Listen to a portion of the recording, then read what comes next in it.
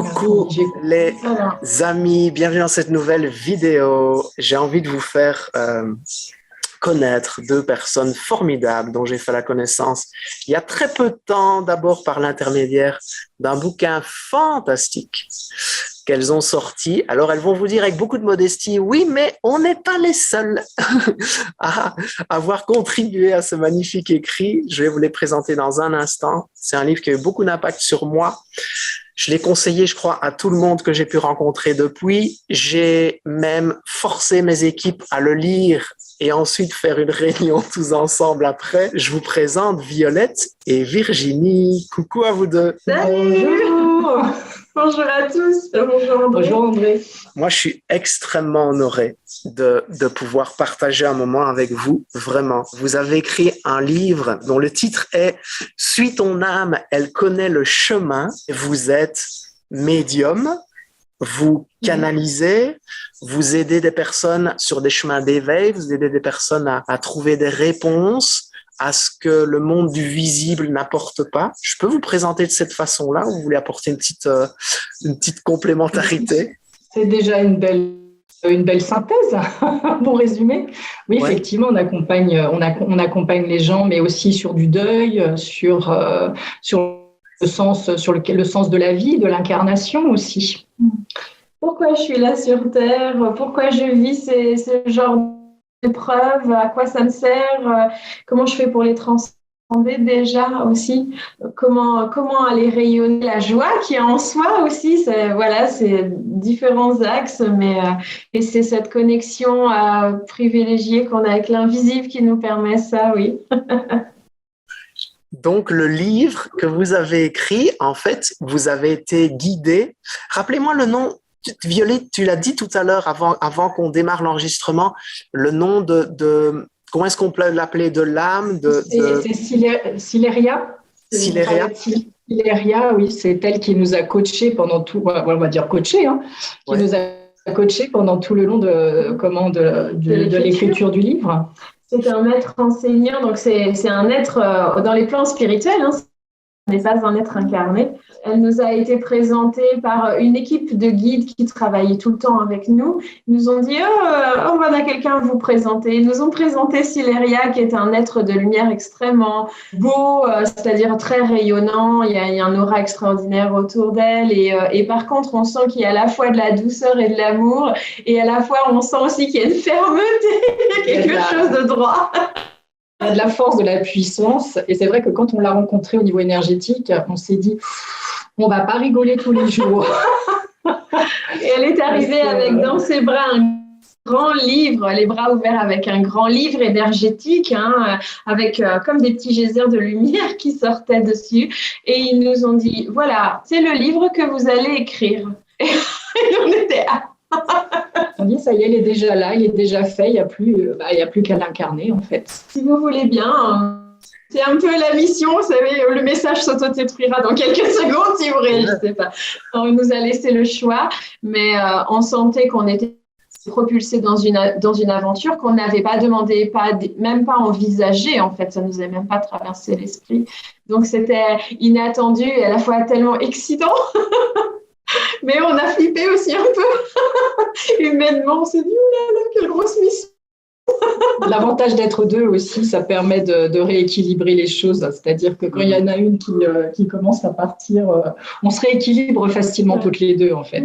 Ouais. On joue les vases communicantes. Quand il y en a une qui a peur, l'autre est très posée. On se dit, mais l'autre va bien aller. Et puis inversement. Vous vous connaissez depuis longtemps, toutes les deux. Je sais que dans le livre, vous expliquez que vous êtes ce qu'on appelle des âmes sœurs, des sœurs d'âme. Après, on voit quel mot mettent les gens derrière ces définitions, mais il y a une vraie connexion entre vous. Il y a ce qu'on appelle un contrat d'âme, comme vous l'expliquez très bien dans le livre. Moi, c'est quelque chose que j'ai découvert grâce à votre lecture, cette notion de contrat d'âme. Comment a été votre rencontre à toutes les deux? Fulgurante. Ouais, c'est assez extraordinaire. Un peu comme une rencontre amoureuse même, on pourrait dire, parce qu'on est tombé on se connaissait, quoi. Dès que l'on s'est vu, on s'est reconnu. Voilà, et puis on s'est mis à parler toute la soirée. On était seuls au monde à ce moment-là, alors qu'on était dans une soirée. On était avec plein de monde, des dizaines et des dizaines de personnes, dont nos proches. Et en fait, on est restés l'une avec l'autre à discuter, comme si on était dans une bulle. Et en fait, il y avait une alchimie entre nous, c'est-à-dire qu'on s'est dit des choses qu'on dit jamais. À la première rencontre, on parlait le même langage. On s'est rendu compte qu'on avait tellement de points communs, tellement de choses. Et puis, vous savez, cet élan du cœur qui fait que ça s'ouvre et qu'on se dit « Waouh, je suis en train de rencontrer une trop belle personne là. Waouh !» Voilà, on rencontre une sœur. C'est vraiment ça. On avait l'impression de se connaître depuis toujours et que les choses se posaient tout simplement. Mais on ne savait pas si on allait faire un long bout de chemin ensemble ou pas. Hein. La première fois, on ne s'est pas dit on a vu qu'on était dans la relation d'aide, mais on ne s'est pas dit, tiens, on va se tenir la main et puis on va poursuivre ensemble. Non, on ne savait pas. Mais en tout cas, amicalement, ça a tout de suite se matché, en fait. Wow. Tout de suite. Donc, vous étiez déjà toutes les deux, chacune, en train de faire ce que vous faites aujourd'hui. Vous le faisiez déjà à ce moment-là, chacune de son côté. C'est ça? Oui. Alors toi, tu étais tout à fait médium. Alors moi, j'étais vraiment dans la médiumnité à fond, quoi, parce que depuis déjà, je sais pas, depuis une dizaine d'années déjà, quand je t'ai rencontrée. Oui. Moi, je me suis installée sur le tard aussi, hein, parce que moi, j'ai eu une autre vie avant, professionnelle, très rationnelle, dans l'assurance vie en plus. C'est vrai, Violette, comme moi. Ça mène à tout. Hein. Quand je te disais que j'étais dans la finance, c'était l'assurance vie. C'est marrant, ça. Voilà, j'ai eu un parcours comme ça pendant presque 19 ans. Wow. Et puis, mais en parallèle, j'avais déjà tout ça était déjà présent. Mais je ne m'étais pas encore lancée. Je me sentais pas encore assez puissante, quoi, assez posée pour pouvoir être dans la relation d'aide. Et puis voilà, les portes se sont ouvertes et puis voilà, j'y suis allée. Wow. Et du coup, j'exerce depuis pratiquement plus de 20 ans maintenant. Wow. Et toi, Virginie? Moi, en fait, je balbutiais en fait en tant que thérapeute parce que moi aussi j'ai eu une vie avant où j'étais soignante en soins palliatifs, cancérologie, et du coup moi j'ai fait une espèce de transition comme ça où je voulais apporter plus de douceur et de bien-être aux personnes en fin de vie, dans le cocooning, dans l'échange, dans la douceur, et ça m'a amené à une école de sophrologie. Et donc moi j'ai commencé à être thérapeute en étant sophrologue. Et puis, à ce moment-là, j'étais pas... en fait, je me déclarais pas du tout médium, en fait. C'était, j'étais pas encore dans la complète acceptation. Et j'étais en train d'accepter quand j'ai rencontré Violette, il y a 8 ans maintenant. 8 ans à peu près, ouais. Et après, donc, ça m'a permis de cheminer, d'aller de plus en plus vers ma médiumnité, de l'accepter, d'en faire des forces, des atouts pour accompagner les gens. Donc, c'était un beau... C'était le début de quelque chose, oui. Wow. Donc, pour revenir à ce magnifique écrit, donc vous êtes sollicité par cet être lumineux qui vous dit, voilà, il y a un livre qui va arriver. Quelque part, vous avez été choisi pour être finalement les transmetteurs de ces messages qui viennent de là-haut. Je me suis posé une question, alors vous allez me dire, c'est peut-être bête, mais c'est retranscrit avec une telle précision. Qu'est-ce que vous faites quand ils vous parlent? Vous prenez des notes avec acharnement? Vous enregistrez ce qu'ils vous disent? Comment est-ce que, techniquement, ça se passe comment? Tout se fait de façon vocale. Ah. On reçoit les messages et c'est notre manière de recevoir et on a la même toutes les deux, et du coup on s'enregistre. Donc on enregistre tout dès qu'on se met en communication. Après ça parle à travers notre bouche. Après c'est pas nous du tout, hein. C'est pas de l'incorporation non plus, parce que quelquefois on fait de l'incorporation, mais quand tu dis incorporation, Violette, ça veut dire que l'entité pénètre en toi, rentre en toi et prend presque pas possession de ton corps, mais tu le sens dans ton corps. C'est-à-dire que c'est vraiment très puissant, très fort. Hein, mais le médium autorise à ce moment-là. Hein. C'est pas quand il y a une entité lambda qui vient nous embêter. C'est le médium se met dans une certaine réceptivité en montant ses vibrations, parce que les êtres qui incorporent comme ça, c'est des êtres avec des fréquences très hautes. Donc on se monte en vibration, on fait de la place. Comme si on se mettait sur le côté, en fait.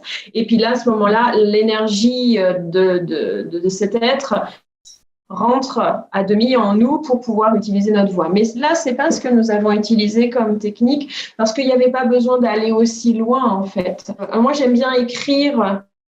J'aime bien taper. Alors, j'essaye de taper aussi vite que je peux. Et d'ailleurs, je fais « Attendez, doucement. » Voilà, et soit on l'enregistre en audio, on le retape, soit on essaye de le recevoir et de le taper en même temps. Mais oui, on reçoit beaucoup de précision parce qu'on a la chance d'avoir l'auditif, la clairaudience, comme certains l'entendent. On voit aussi très bien et on ressent. Et comme on est hyper sensible et très empathe, on a beaucoup d'informations qui sont liées à l'émotionnel, au ressenti, etc. Parce que quand les témoignants sont arrivés, si tu veux, nous, on les voit aussi arriver physiquement, d'une certaine façon, dans l'énergie. Alors, quelquefois, on est capable même de te les décrire. C'est-à-dire qu'on va avoir une description physique. C'est pour ça qu'on a pu décrire aussi dans le livre, il arrive, grand chapeau, l'air d'un dandy. C'est comme ça qu'ils se sont présentés à nous. C'est à lui que je pensais quand tu étais en train d'expliquer ce que tu es en train de dire. C'est pour ça que je pensais à lui aussi. C'est marrant. Donc là, du coup, on a déjà une vibration, une sensation, et puis après, on les laisse parler à travers nous. Ils utilisent notre bouche, en fait. Et puis nous, on laisse complètement faire. Et puis après, il a fallu, pour le livre, effectivement, repasser après à l'écrit en essayant de changer le moins de choses possible. On est très respectueux de ce qui nous est transmis, donc on essaye de le transformer le moins possible. Par contre, passer de l'oralité à l'écrit, c'est pas toujours aussi simple par rapport à ce que la façon dont on lit. On peut pas toujours mettre de l'oralité dans l'écriture. Donc là, on a un tout petit peu modifié pour que parfois ça ressemble plus à une phrase. Mais sinon, on a pour fluidifier la lecture. Mais c'est vraiment ce qu'on a changé. Les textes sont tels. Bon, il y a 10 chapitres pour ceux qui l'ont pas encore lu. Et à chaque début de chapitre, c'est une histoire. Donc, c'est une âme qui est passée sur la terre et qui vient raconter, en fait, son histoire. Et là, c'est comme un long monologue, comme une nouvelle. Ça prend 5 à 10 pages où elle se raconte avec ce qu'elle a vécu de plus important à ses yeux et comment elle a réagi. Et là, vraiment, on a vraiment laissé c'est pur, en fait, ce qui est dans le livre à ce moment-là. Et puis ensuite, il y a un temps d'interview. Parfois, on a senti qu'on avait besoin d'interviewer l'âme pour en voir un petit peu plus, pour comprendre quels étaient les accords d'âme, par exemple, qu'elle a eu avec les personnes avec qui elle a pu avoir, par exemple, des difficultés dans la vie. Et là, c'est très intéressant d'avoir le point de vue de l'âme qui a vécu la vie terrestre, mais qui est désincarnée et qui a fait le recul sur sa vie et comment elle s'exprime.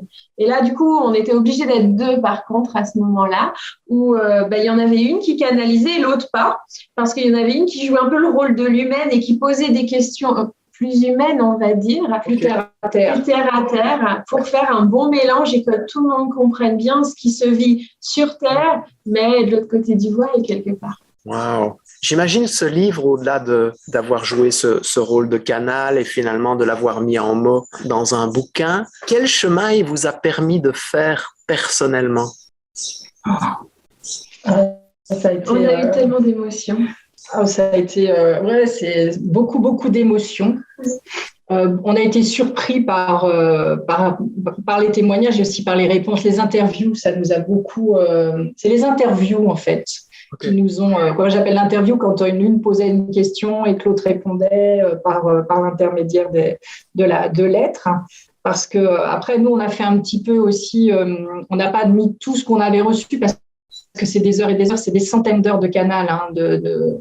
Donc, on a pris les questions les plus intéressantes parce que quelquefois, c'était redondant un petit peu la façon dont ils nous parlaient. Ouais. Et puis, ce qui est intéressant de sentir à la lecture, apparemment, nous, on est dedans, donc c'est plus difficile de l'expliquer, mais on sent des énergies très différentes d'un témoignage à l'autre ou d'une interview à l'autre. Parce que certains êtres étaient aussi, on avait l'impression à un moment donné, c'est avec, qu'on servait aussi de thérapeute entre guillemets. Quoi. On lui permettait d'avancer, de cheminer aussi. Oui. Voilà, par les questions qu'on lui posait, on avait l'impression qu'il avançait en même temps.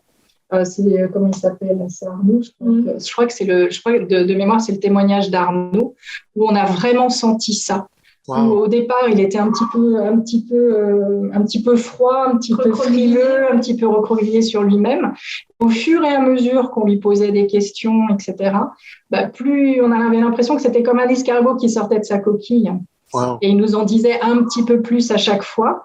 Et puis l'intéressant, c'était que quelquefois, quand ça coinçait ou quand l'être coinçait, eh bien, c'était le guide qui venait à la rescousse. Ouais.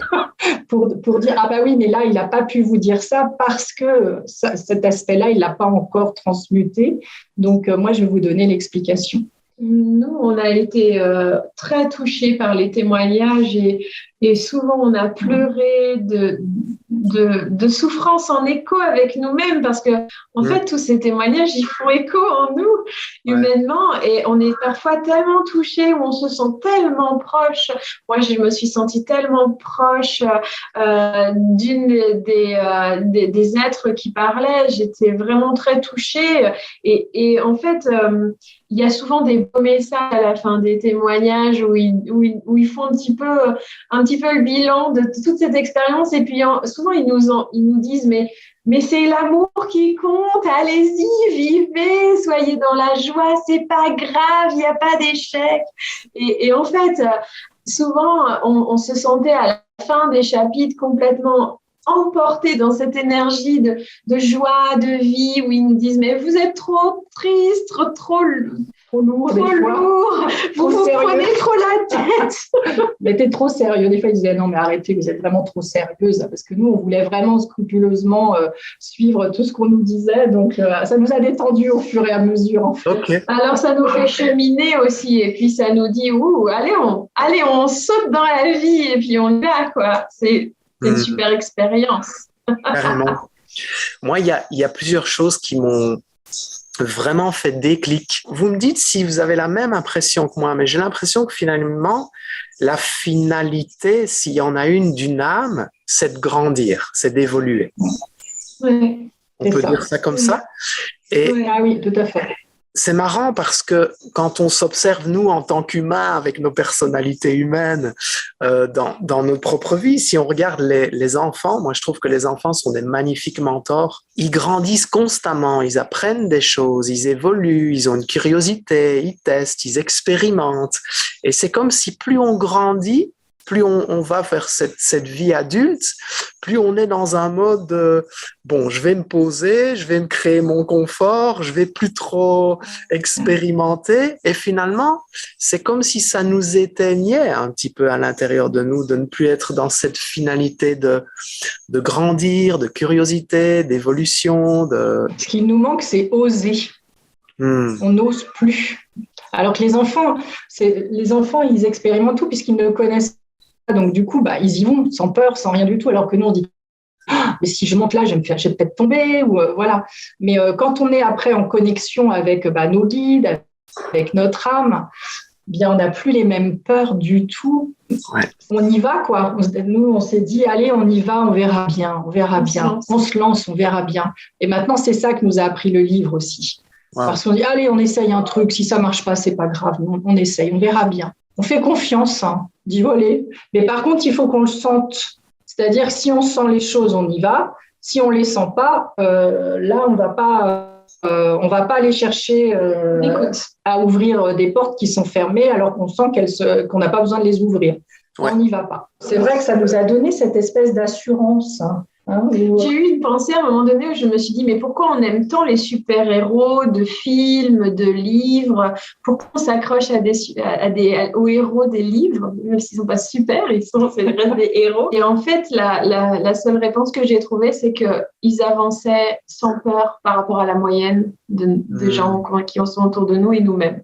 Et c'est vrai que lorsque l'on prend le sillon, qu'on se laisse vraiment accompagnés au quotidien par les guides, ce qui est notre cas, ils sont omniprésents dans notre vie, et qu'on se connecte à l'intérieur dans notre âme, et bien à ce moment-là, on sent que il y a une espèce d'autoroute en fait qui se dégage devant nous, et il faut pas attendre de voir l'autoroute, il faut pas attendre que toutes les circonstances se fassent devant nous, que tout se mette en place, que le bon moment extérieur arrive. Non, en fait, ça c'est on est à l'envers là de comment ça se passe. Ouais. C'est OK, on dit à nos guides et à notre âme, OK, j'ai envie de vivre une vie pleine de joie ou pleine de surprises, et les choses s'installent devant nous, et après c'est à nous de dire quand ça se présente, OK, je prends comme un grand bouquet de fleurs qui arrive dans nos bras, et c'est tout en fait. Et c'est pour ça que là, il faut vraiment, le gros travail, c'est de lâcher le mental en fait, et de se dire, allez, je peux sauter dans le vide parce que j'ai les guides qui me rattrapent tout le temps. Oh, c'est une image, bien sûr, sauter dans le vide, mais voilà, je peux me lancer en fait. Ce qui est important aussi, c'est d'apprendre à recevoir, parce que demander au guide ou à ton âme, c'est bien. Mais s'il te donne quelque chose, ou s'il t'envoie un message, ou s'il t'envoie une synchronicité ou quoi que ce soit, si tu veux pas le regarder, et puis si tu veux pas prendre, comme là le bouquet de fleurs, si Virginie arrive avec un bouquet de fleurs et moi que je lui ouvre pas les bras pour le recevoir, il se passera rien. C'est accueillir la vie. Donc c'est accueillir en fait. Il faut apprendre à accueillir. Et ça aussi, ce livre, il nous a beaucoup aidé. On était déjà dans cette grande démarche. On n'avait pas peut-être complètement encore intégré le fait d'accueillir. Wow. Et là, c'était vraiment ça. On avait l'impression d'être des funambules sur un fil, mais on savait qu'on ne pourrait pas. Sécurité, oui. C'est un beau message. C'est un beau message d'oser, d'accueillir, rajouter plus de ça dans nos vies respectives. Je me pose la question parce que pour moi aussi, ça a été un déclic de découvrir que finalement, il y a tout un script qui est construit en amont avant qu'une âme ne s'incarne, avec des contrats d'âme, avec certaines personnes, même des personnes finalement avec qui on va vivre des expériences plus délicates, plus inconfortables, plus douloureuses, qui sont là pour nous, en fait, destinées à nous faire grandir finalement. On parle souvent de libre arbitre, mais dans mon expérience de vie, plus j'avance dans la vie, plus je me rends compte qu'en fait, plus on est dans cette dimension d'accueil, d'écoute et d'oser quand ça fait waouh à l'intérieur, plus on se dit que finalement, je suis au volant de quoi? Parce que les choses sont tellement fluides, écrites d'une certaine façon que, bon, OK, je choisis la couleur de mon t-shirt, mais finalement, le libre arbitre, vraiment, là, il est où dans l'absolu? Dans l'absolu, regarde, imagine que quand on a reçu les messages de Sileria, les témoignages, et que l'on ait dit stop, on arrête, on ne fait pas le livre. Ou on fait le livre, mais on le lance pas au public. On le garde pour nous parce qu'on a la trouille. Qu'est-ce que va penser tu vois, on peut se dire qu'est-ce que vont penser les gens, on va se faire allumer. Enfin, on peut être nous dans ces peurs-là en fait. Eh bien, nous, notre libre arbitre, il est intervenu, puisqu'on a accepté d'aller jusqu'au bout de cette grande histoire. Et de porter le livre comme on le fait avec toi aujourd'hui. Voilà, c'est ça, parce que, et là même, on ne s'est pas posé la question à savoir, les histoires d'interview, tout ça, nous, on ne s'est pas dit que ça allait nous exposer. Donc, tu vois, comme quoi, moi, j'ai eu un voile comme ça sur moi en me disant, c'était tellement une aventure intéressante, vibrante, et puis ça nous a tellement apporté.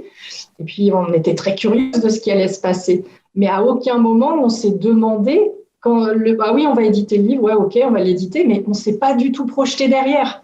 à travers tous les gens qu'on rencontre, comme toi, tu l'exprimes très bien. À un moment donné, tu lâches prise et c'est plus ton mental qui décide, c'est plus tes peurs qui décident de ta vie. À un moment donné, tu sens qu'il y a quelque chose qui est fluide, qui glisse devant toi, comme un toboggan. Tu peux t'accrocher aux parois ou tu peux laisser faire. Mais ce moment-là, il est là le libre arbitre. C'est-à-dire que moi, j'ai l'impression, à travers tous les gens que j'ai rencontrés, que tous les gens qui se laissaient glisser dans le toboggan, eux, ils faisaient le choix, leur libre arbitre, c'était le choix de vivre le meilleur. Moi, j'appelle ça comme ça, vivre le meilleur.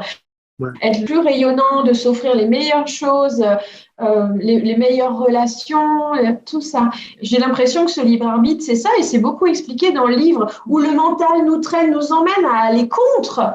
Et vous savez, on a eu tellement de fois cette pensée où on se dit « Waouh, j'ai choisi B, pourtant pourtant je sentais que c'était A qu'il fallait que je prenne. » La vie, elle nous montre ça, elle nous enseigne ça. Et c'est là où on a notre libre arbitre. Oh, je sentais que c'était A, et j'ai pris B, tête de pioche, j'ai pris B. Et voilà où j'en suis. Eh bien, on apprend. Et à un moment donné, c'est dire, OK, là, je sens que c'est A. Cette fois, je vais prendre A et je vais voir ce qui se passe. Et notre libre arbitre, il est là. Et de recevoir aussi et de continuer. Et je pense que se donner le meilleur, comme tu parlais du recevoir, je pense que c'est très important d'en parler en ce moment.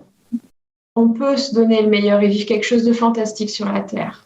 Une autre thématique sur laquelle j'avais envie de vous poser une question, Violette et Virginie, c'est la thématique de... J'ai l'impression que la plupart d'entre nous, on a tendance à se méprendre sur la notion de mission de vie. Et pour moi, votre livre, il amène des éclaircissements magnifiques par rapport à ce questionnement de quelle est ma mission de vie. Parce qu'on se met une pression pas possible en mode qu'est-ce que je suis venu incarner, quelle est ma mission de vie, est-ce que je dois aider X milliers de personnes, est-ce que je dois faire ça, Et finalement, en fait, à travers les différents témoignages que vous avez pu canaliser, la mission de vie, pour la plupart d'entre nous, c'est d'apprendre à pardonner à nos proches, ou d'apprendre à dépasser une sensation de rejet, ou d'apprendre à... C'est quelque chose de très simple, en fait. Enfin, simple. Je veux dire, oui. Pas forcément dans le chemin, mais dans l'énoncé. Ouais, moi, je suis tout à fait... je te rejoins complètement. Parce que nous, souvent, des gens viennent nous voir en disant ma mission de vie, c'est quoi? Et souvent, il y en a qui vont prendre, tu vois, Mère Teresa, des grands noms comme ça, en se disant j'ai peut-être cette mission-là. Et pas forcément. On n'a pas tous vocation à être Mère Teresa, et heureusement, pour la diversité, puis on est tous très différents, on a tous une vibration différente, une couleur différente. Non, on vient, comme tu disais tout à l'heure, on vient là pour évoluer. Alors, dans la mission de vie, alors c'est vrai que on va pas développer, par exemple, quelqu'un va venir te voir. Si sa mission de vie s'est passée par un gros choc et un accident de moto, par exemple, je pense que la personne, elle aimerait pas savoir qu'elle a une épée de Damoclès sur la tête et qu'elle va rencontrer un accident de circulation qui va peut-être l'hospitaliser pendant 6 mois pour lui permettre de faire un arrêt, un point sur lui et puis peut-être de changer de vie. C'est peut-être ça fait partie de sa mission de vie, ça. C'est d'avoir cet objectif de grandir, mais ce qui se met sur sa route, c'est une épreuve ou un défi. Donc, quand on dit « je veux savoir quelle est ma mission de vie », il faut faire bien attention parce que dans la mission de vie, il y a quand même… il faut prendre le package. C'est pas juste la finalité, c'est tout le chemin. Pour moi, c'est comme ça. C'est comme ça que moi je le vois. Il y a beaucoup de gens qui pensent que la mission de vie, c'est aussi un travail, c'est être thérapeute, c'est être soignant, c'est pas le cas. La mission de vie, c'est pas un travail, ça ne l'est pas. La mission de vie, c'est tourner vers soi.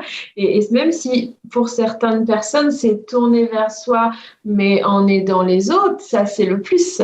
Mais la mission de vie, c'est déjà ce que l'âme, elle veut accomplir sur cette terre, dans cette vie-là, avec votre personnalité à vous qui est particulière, dans un contexte, des parents comme ci, à l'époque comme ça, dans des situations X et Y. Et c'est ça la mission mission de vie, c'est d'aller finalement transcender ce que l'on porte en nous, qui est compliqué. Ça peut venir du transgénérationnel, ça peut venir du karma, mais tout simplement, ça peut venir de la façon dont on a vécu les choses, en fait. Comment on a dépassé un deuil ou comment on ne le dépasse pas. Et par exemple, pour reprendre l'exemple du deuil, l'âme, elle a pu faire plusieurs incarnations de vie où elle n'a pas supporté les deuils, où elle s'est peut-être laissée complètement aller derrière avec de la dépression, peut-être même du suicide, imaginons. Eh bien, elle peut venir dans cette vie pour vivre un deuil important ou plusieurs deuils au cours de sa vie et retrouver l'envie de vivre derrière, accepter le départ de l'autre. Ça, c'est une mission de vie, par exemple. Donc, vous voyez, c'est pas un boulot, c'est pas tout ça. Là, j'ai un truc là, ça descend. Là, on me dit la mission de vie, ça peut être même plus court là. Tu vois, par exemple, un enfant qui vient au monde, sa mission de vie, c'est juste de s'incarner et il va partir quelques heures après sa naissance. Et il aura accompli sa mission de vie. C'est dit dans le livre à un moment donné. C'est pas parce que, je sais plus, je crois que c'est Victor qui nous dit ça. C'est pas parce qu'on vit 90 ans sur Terre que l'on va accomplir tout ce que l'on est venu apprendre pour évoluer, etc. Parce que des fois, on peut freiner des cas de fer et pas y aller. Alors qu'une âme qui va venir s'incarner que quelques heures, aura elle accompli tout son contrat.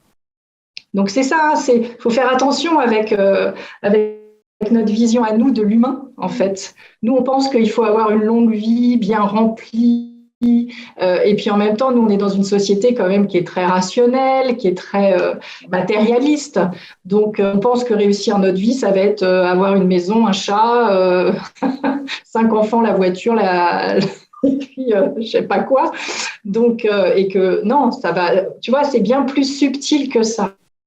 Je crois que ce qui nous rassemble tous, les âmes, ce qu'elles veulent venir vivre, faut rappeler que les âmes, elles vivent dans un amour omniprésent, où voilà, elles sont quand même très apaisées, très calmes, etc. Et quand elles descendent sur la Terre, si elles choisissent la Terre, c'est bien parce que c'est un monde duel, c'est un monde de libre arbitre très important, et du coup, ça permet plein de chemins, plein de possibilités.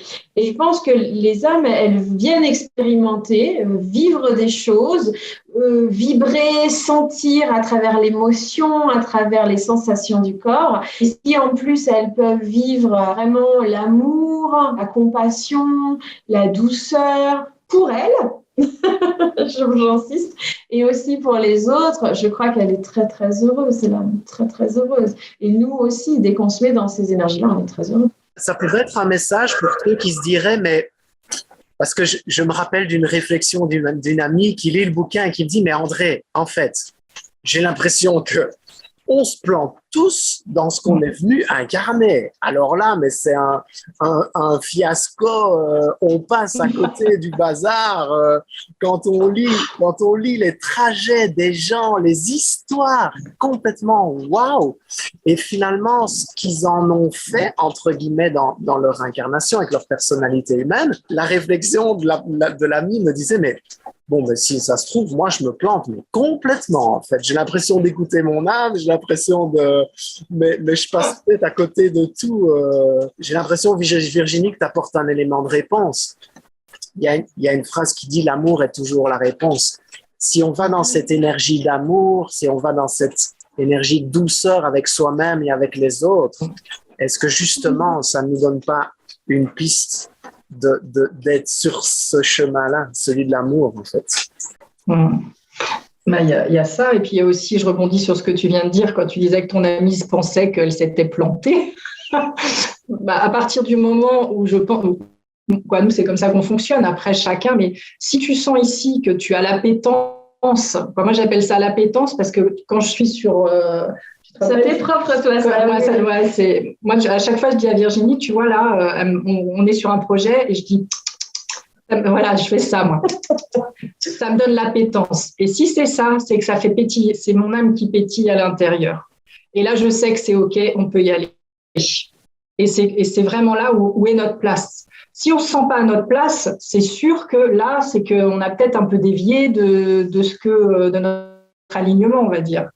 Mais à partir du moment où tu sens que ce que tu fais, ça te réjouit, ça te nourrit, que tu le fais avec le cœur, que tu transmets, ça apporte du beau, et que que tu es bien avec ça, tu es sur ta route. Et il n'y a pas de souci, il n'y a pas besoin de se prendre la tête. C'est que c'est OK pour toi. J'aime bien. Il faut faire simple. Ouais, Violette et Virginie, j'adore votre façon de partager vos messages. C'est simple, c'est efficace, c'est fluide. Vous avez quelque chose des guides en vous, hein, vraiment, parce qu'ils ont ce discours-là. Quelque chose, j'ai pas entendu. Des guides en nous. Mais ce n'est pas nous. Mais tu sais, on fait ça, nous, tous les jours. On se dit, oulala, moi, humainement, je ne sais pas faire une interview avec André Roberti, mais moi, je ne sais pas faire, au secours. Et du coup, on dit, OK, mon âme, elle doit savoir faire ça. Si elle m'a mis ça sur ma route, c'est qu'elle doit savoir faire ça. Les guides, vous êtes là, et là, on a l'équipe qui fait, on est là, on va y arriver. Ouais, on ne vient jamais toute seule, en fait. Et on laisse sur tout ce qu'on fait, on se prépare tout le temps. Si tu veux, on travaille toujours beaucoup sur nous de toute façon. Hein. Tous les matins, on a nos rituels, on travaille. Hein, ça, c'est clair. Si tu t'alignes pas toi, si tu t'enracines pas tous les jours, tu peux pas canaliser correctement. Il y a pas être une tour de Pise et canaliser, c'est pas possible. Il faut être un parfait trait d'union entre terre et ciel. Et là, tu as les belles vibes qui arrivent, tu as les belles canals qui arrivent. Donc, toujours, on met en place nos rituels, quoi. Tu vois, on a une hygiène énergétique, on a une hygiène qui nous permet après. Et puis, quand on a un truc particulier à faire où on ne se sent pas très à l'aise, parce que on reste des humaines, avec des fois des petites trouilles aussi. Hein. Eh bien, on met aussi en place tout un rituel de manière à, on appelle nos guides, on se met en connexion avec notre âme et puis on y va, quoi. Et c'est vrai que là, on abandonne la peur, on abandonne. Et puis le fait d'être à deux aussi, pour nous, c'est très riche.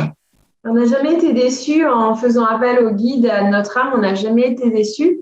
Et quand ça ne ressemble pas à ce qu'on avait imaginé dans notre tête, dans notre mental, avec notre ego, eh bien, on comprend très vite pourquoi on nous a mis ça sur notre chemin et ça nous permet de nous remettre en question. Et oui, on travaille beaucoup sur nous et on élime, nous on dit ça comme ça, on élime l'humain, l'ego, le mental, on élime pour être le plus âme possible dans sa joie, dans son soleil, dans l'amour qu'elle a aussi.